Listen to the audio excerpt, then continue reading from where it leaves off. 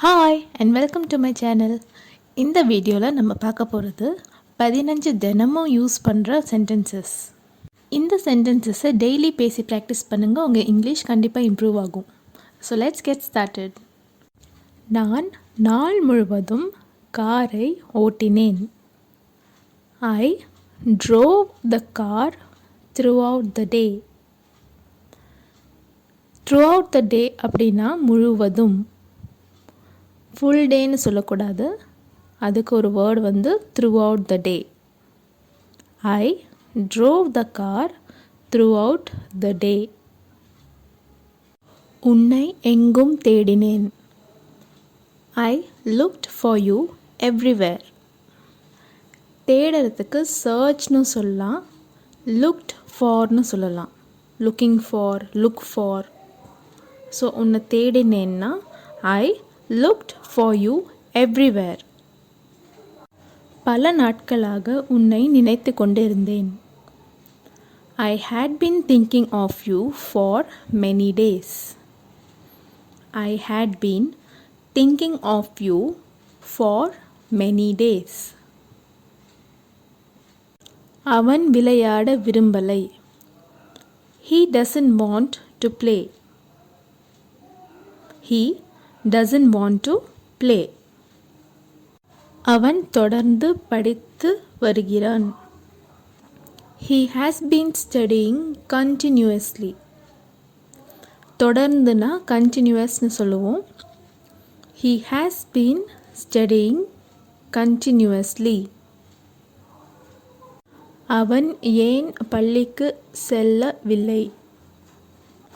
Why is he not going to school? Why is he not going to school?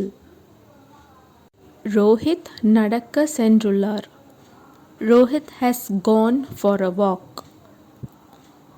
Rohit has gone for a walk. நானே செய்வேன்.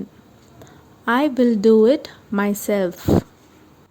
இங்கே நான் செய்வேன்னா I will do it அப்படின்னு சொல்லலாம். நானே செய்வேன், யாரோட ஹெல்ப் இல்லாமல் நானே செய்கிறேன் அப்படின்னா மை செல்ஃப் ஆட் பண்ணோம்.